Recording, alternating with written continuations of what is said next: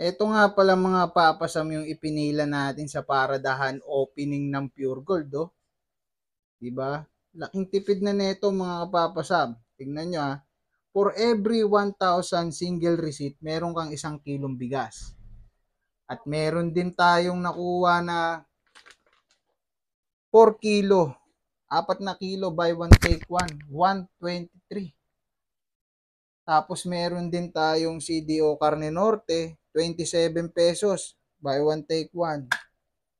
Tapos meron din tayong asukal na nagkakahalaga ng 73. Buy one take one din. Tapos crispy fry, 16 pesos. Etong wings, magkano yung wings? 30 pesos. Buy one take one din.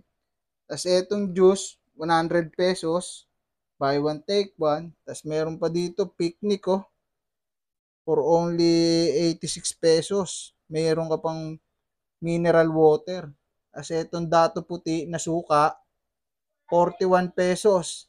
Etong dato puti soy sauce naman, 51 pesos. May kasama ng oyster. Nakatipid tayo ngayon mga kapapasam. At saka mga kailangan naman yung binili natin.